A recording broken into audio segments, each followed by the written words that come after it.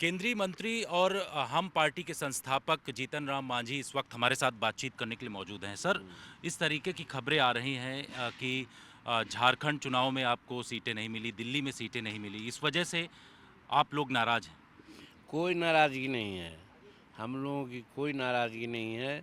हम वहाँ पर प्रखंड स्तरीय, विधानसभा स्तरीय, जिला स्तरीय बैठक कर रहे हैं और बैठक में अपने आम जनों को एकदम टाइट कर रहे हैं कि आप लोग अगला 2025 का जो चुनाव होने वाला है बिहार, उसके लिए तैयार रहिए। आपका ताकत शायद नहीं समझी गई, तब झारखंड में या दिल्ली में जगह नहीं दी गई।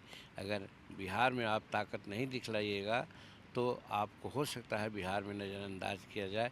इसलिए आप बहुत क्या कहते हैं, कायदे से हर जगह वहाँ आदमी जुट रहा है। जहाँ जहाँ जाते हैं वहाँ 10,000, 15,000, 20,000 तक की भीड़ होती है। आम कार्यकर्ताओं से हाथ उठवाते हैं। वो लोग सब कहता है कि आपके नेतृत्व में हम लोग बिहार का जो काम धाम हुआ है उसके हम कायल हैं। हम लोग चाहते हैं कि वो सब कामों का अमली जमा हो। इसके लिए हम लोगों को यहाँ कम से कम अधिक से अधिक सीटें मिलें, जिसकी चर्चा वो लोग 40 की करता है। हम कहते हैं कि 40 सीट मिलने के बाद अगर 20 सीट भी हम जीत जाते हैं तो बहुत सी समस्याओं को हल करवा देंगे वहाँ। बिहार में क्या आपको लगता है, जो अक्टूबर-नवंबर इसी साल चुनाव होने की संभावना जताई जा रही है, 40 सीटें आपको एनडीए गठबंधन की तरफ से मिलेगा, क्या आप इसकी मांग करते हैं? हम मांग नहीं करते, हमारे कार्यकर्ता के मुखारबिन से बातें आ रही है।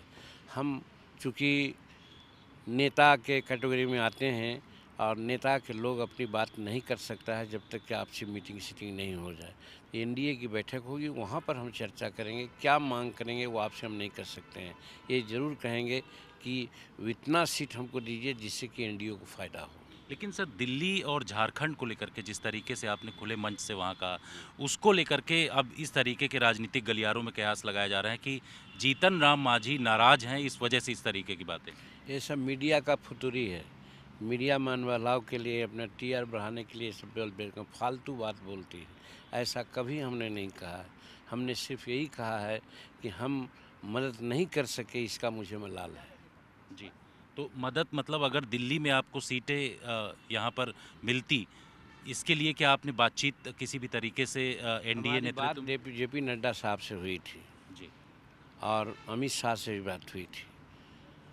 ये दोनों नेताओं से बात हमारी हुई थी। जी, जी। तो लेकिन जो यहाँ निर्णय लिया गया, निर्णय से हमें कभी कोई दुख नहीं है, क्योंकि कलेक्टिव निर्णय होता है, एनडीए का निर्णय होता है। वहाँ पर एनडीए का एक पार्टनर हम हैं, छोटा पार्टनर हैं, तो वैसे हमारे दिल में कोई बात नहीं। लेकिन हमारे कार्यकर्ताओं की जो मंशा है उसको हम रोक नहीं सकते हैं।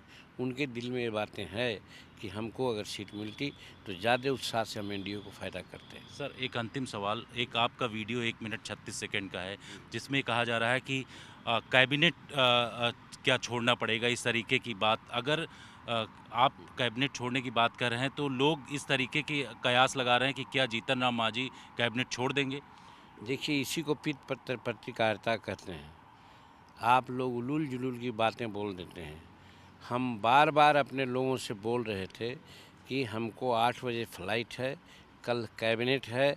अगर ज़्यादा विलम्ब कीजिएगा, कह रहे हैं प्रेस कॉन्फ्रेंस की बात, कह रहे हैं खाने की बात, तो मेरा कैबिनेट छूट जाएगा। जी। ये बातें हमने कही थी। अच्छा सर, अंतिम सवाल सर, कि आपको जो बातें औकात दिखाने वाली बात किस तरीके से सामने आई? आपको सम्मान नहीं मिला एनडीए में, ये बातें, इस तरीके की बात आपको क्यों करनी पड़ रही? देखिए, हम पार्टी चलाते हैं, हिंदुस्तानी अवाम मोर्चा सेक्युलर 2015 से चल रही है। हम 2020 में 1 सीट जीते थे।